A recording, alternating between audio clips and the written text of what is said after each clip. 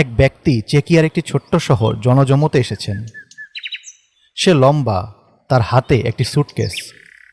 তিনি শহরে একটি নতুন ব্যবসা শুরু করতে যাচ্ছেন।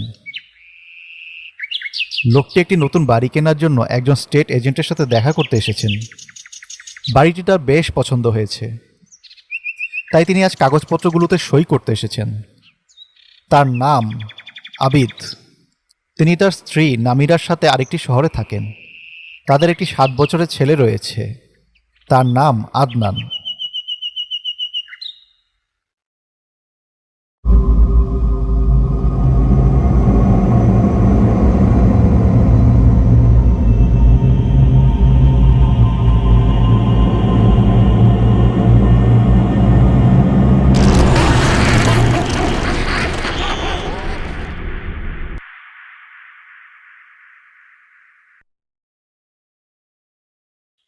কয়েকদিন পরেই তারা তাদের নতুন বাড়িতে চলে এলো। দোতলা বাড়ি, 2টি ফ্লোরেই বেডরুম আছে। প্রতি রুমেই বড় বড় জানালা রয়েছে। বেসমেন্টে একটি লাইব্রেরি রয়েছে, আর বাড়ির সামনে একটি বড় বাগান। যেহেতু বাড়িটি বছরের পর বছর খালি পড়েছিল, তাই বাগানটির যত্ন নেওয়ার কেউ ছিল না, যার ফলে বাড়ির চারপাশে ঝোপঝাড়ে ভরে গেছে। যদিও তাজা সবুজ গাছগুলো যেন বাড়িটির সৌন্দর্য আরও বাড়িয়ে দিয়েছে। তবে অদ্ভুত ব্যাপার হলো, তারা ঘরের ভেতরে ঢুকতেই কেমন যেন একটি অদ্ভুত গন্ধ পেল। তবে তারা এটি নিয়ে তেমন ভাবল না। বাড়িটি অনেক দিন ধরে বন্ধ ছিল, তাই হয়তো এমন গন্ধ আসছে। তাই তারা জানালা দরজা খুলে দিল, যাতে গন্ধটি বের হয়ে যায়। তারা তাদের লাগেজগুলো খুলতে লাগলো। এদিকে তাদের ছেলে আদনান তার বাস্কেটবলটি নিয়ে বাগানে খেলতে গেল।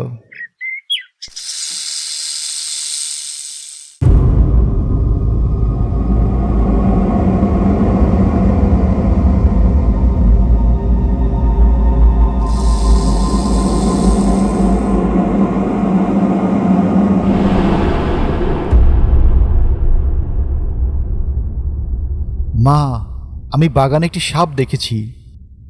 সাপটি আমার চোখের সামনেই অদৃশ্য হয়ে গেল।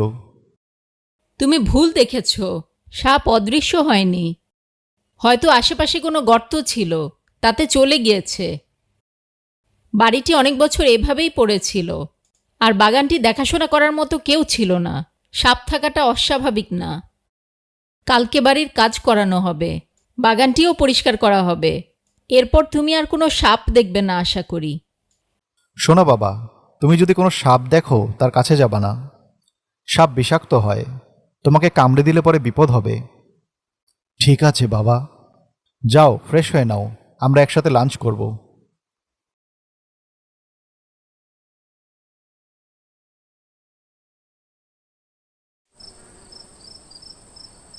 দ্বিতীয় তলার 2টি ঘরের মধ্যে একটি আবিদ তার অফিস হিসাবে ব্যবহার করবে ঠিক করল। তখন রাত 12:30। সে তার অফিস রুমের দরজা খোলার শত চেষ্টা করেও খুলতে পারল না। দরজাটি জ্যাম হয়ে গেছে। ভারী অদ্ভুত তো। দিনের বেলা তো ঠিক ছিল, এখন কি হলো? এরপর সে আরও বেশ কয়েকবার চেষ্টা করল, কিন্তু দরজাটি খুলতে পারল না। আর শুধু সেই রাতেই নয়, এরপর প্রতি রাতেই 12টার পরে আবিদ তার অফিস রুমের দরজা বন্ধ পেত।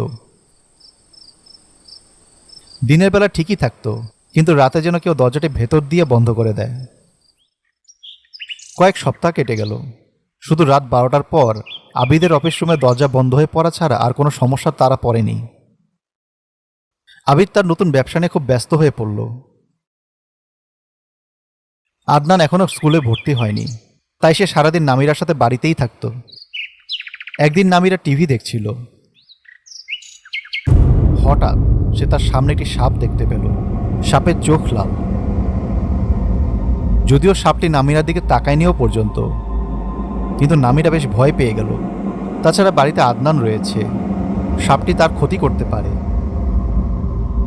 এই ভেবে নামিরা একটি লাঠি তুলে নিল আর সাপটিকে খুব জোরে আঘাত করল। সাপটিকে আঘাত করার সাথে সাথেই যেন পুরো বাড়ি জুড়ে এক তীব্র আর্তনাদ শোনা গেল।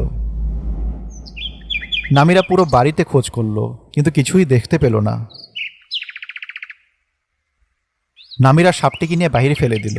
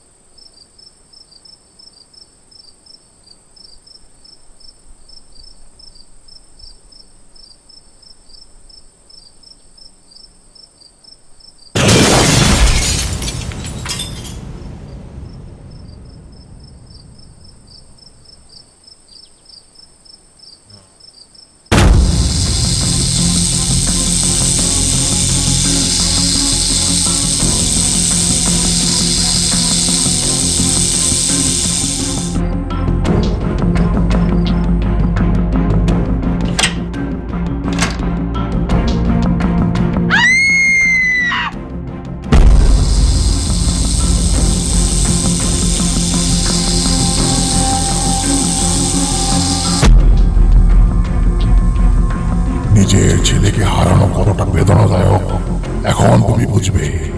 তুমি আমার ছেলেকে হত্যা করেছ, এর প্রতিশোধ আমি নেবই, মৃত্যুর বদলে মৃত্যু।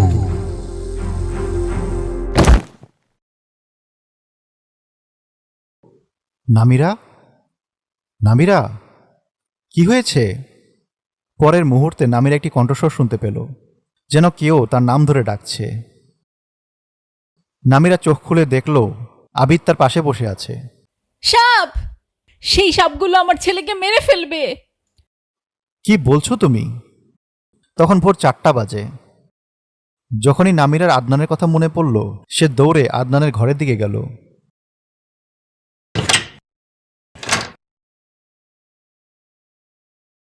আদনান তার ঘরে ঘুমোচ্ছিল। এটা দেখে নামিরা বেশ স্বস্তি পেল, তারপর শোবার ঘরে চলে গেল।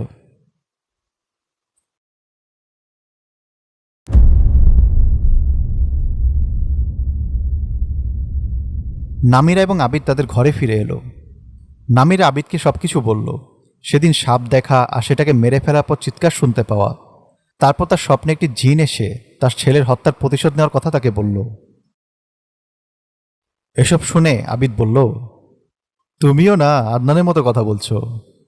ওটা সাপই ছিল, আর তুমি ওটা মেরে ঠিকই করেছ, নইলে আমাদের জীবন বিপন্ন হতো। তাহলে বলো, তোমার অফিস রুমের দরজা প্রতি রাতে এমন অদ্ভুতভাবে বন্ধ হয়ে যায় কেন? আর পরের দিনই বা আপনা থেকে ঠিক হয়ে যায় কিভাবে? হয়তো কোনো কারণ আছে। যাক, এগুলো নিয়ে আর ভাবতে চাচ্ছি না, ঠিক আছে? চলো শুয়ে পড়া যাক, কাল অনেক কাজ আছে।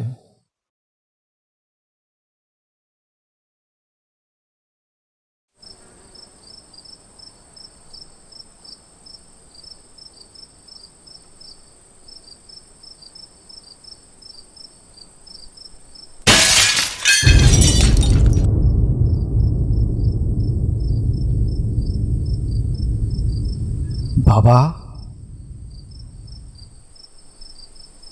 মরবে, তোমরা সবাই মরবে। কি হয়েছে? কিছু না বাবা, তোমার রুমে যাও। এরপর কয়েকদিন কেটে গেল। তারা বাড়িতে বিভিন্ন সমস্যার সম্মুখীন হলো। যেমন আবিদের অফিসের দরজা প্রতি রাত 12টার পরে আর খোলা যেত না। মাঝরাতে আপনা থেকেই টিভি চালু হয়ে যেত। ফার্নিচারগুলো বেশিরভাগই নিচের জায়গায় থাকতো না। আর রাতে মাঝে মাঝে বাড়িতে এক তীব্র আর্তনাদ শোনা যেত। কি বলছিস বন্ধু? তাহলে তো ব্যাপারটা বেশ সিরিয়াস। আমি একজনকে চিনি যার এসব সুপার ন্যাচারাল বিষয়ে অনেক জ্ঞান। দেখি তার সাথে কথা বলে কি করা যায়। তাকে আগামীকাল আমার বাড়িতে আসতে বল। ওটা যাই হোক, একটা ব্যবস্থা নিতেই হবে। ঠিক আছে, আমি দেখছি। পরের দিন তাদের বাড়িতে একজন লোক এলেন। তার বয়স 52 এর কাছাকাছি। নামিরা দরজা খুলল। লোকটি তার পরিচয় দিল। তার নাম রাকিব। সে একজন স্পিরিচুয়ালিস্ট। সে বাড়িতে প্রবেশ করল না, দরজার কাছেই দাঁড়িয়ে রইল। সে নামিরার কাছে এক গ্লাস পানি চাইল। নামিরা এক গ্লাস পানি এনে দেওয়ার পর রাকিব বিড়বিড় করে কিছু পড়তে লাগলো।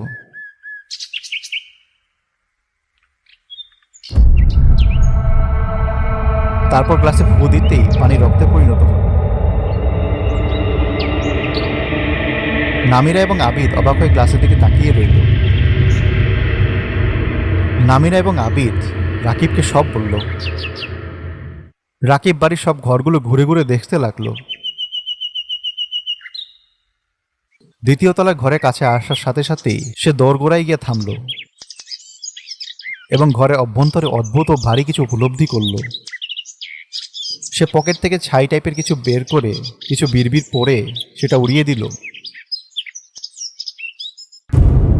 আর সাথে সাথে রুমের দৃশ্য বদলে গেল। পুরো ঘরটি অগোছালো, যেন এটি বহু বছর ধরে পরিষ্কার করা হয়নি। পুরো ধুলোবালিতে পরিপূর্ণ, আর ঘরে কেমন একটা গন্ধ। আবিদ মিস্টার রাকিবকে জানালো যে এই ঘরের দরজা কেবল দিনের বেলা খোলা থাকে, তবে মধ্যরাতের পরে এটি নিজেই জ্যাম হয়ে যায় এবং তখন এটি খোলা যায় না। মিস্টার রাকিব বললেন, এটি জিনদের আবাসস্থল। তারা পুরো দিনটি সাপ আকারে কাটায় এবং রাতে তাদের আসল রূপে ফিরে আসে। তারা এখানেই থাকে। তারপর নামিরার দিকে তাকিয়ে বলল, আপনি যে সাপটিকে মেরেছেন সেটা জিন ছিল। যদি আপনি ওই সাপটিকে হত্যা না করতেন তাহলে এই জিনগুলি আপনাকে আর কখনোই হুমকি দিত না বা ক্ষতি করত না। এখন তারা তাদের প্রতিশোধ চায়। দয়া করে আমাদের বাঁচান। এই জিনগুলো অনেক শক্তিশালী। যদি কেউ তাদের বাধা দেওয়ার চেষ্টা করে তাহলে তারা তাকেও মেরে ফেলবে। এদের সাথে লড়াই করে পেরে ওঠা যাবে না। তাহলে আমরা বাড়ি ছেড়ে অন্য কোথাও চলে যাই। কোনো লাভ হবে না, কারণ ওরা আপনাদের বাড়ি নয়, আপনাদের পিছে লেগেছে। আপনারা যেখানেই যান না কেন তারা পিছে পিছে ঠিকই চলে আসবে। তাহলে? মিস্টার রাকিব কিছুক্ষণ ভাবল, এরপর বলল, একটা উপায় আছে। তাদের যদি এই ঘরে বন্দি করে রাখা যায় তাহলে আপনারা মুক্তি পেতে পারেন। তবে ব্যাপারটা বেশ কঠিন হবে। আপনারা বাড়ির বাইরে গিয়ে অপেক্ষা করুন, আমি দেখছি কি করা যায়। আবিদ এবং নাবিরা দৌড়ে নিচে চলে গেল। আদনান সেখানেই ছিল। রাকিব বিড়বিড় করে কিছু পড়তে লাগলো।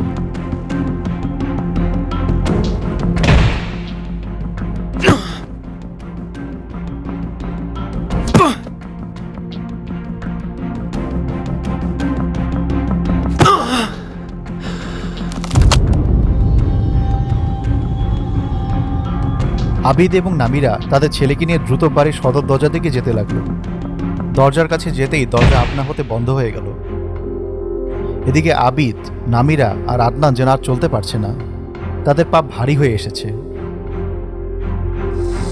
পুরো বাড়িতে সাপে ভরে গেল। সাপের হিসহিস শব্দে একটি ভীতিকর পরিবেশ বিরাজ করছে। তারা এক চুলও নড়তে পারছে না। একটি সেকেন্ড যেন একটি ঘন্টা মনে হতে লাগলো। ঠিক তখনই তাদের সামনে একটি ছায়া দেখা গেল। মৃত্যুর জন্য প্রস্তুত হও।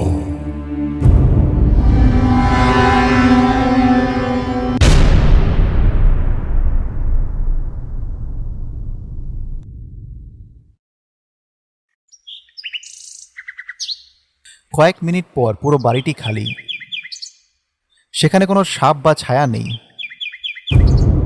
তবে মেঝেতে 4টি মৃতদেহ পড়ে আছে। তারা সকলেই ভয়াবহ মৃত্যুবরণ করেছে।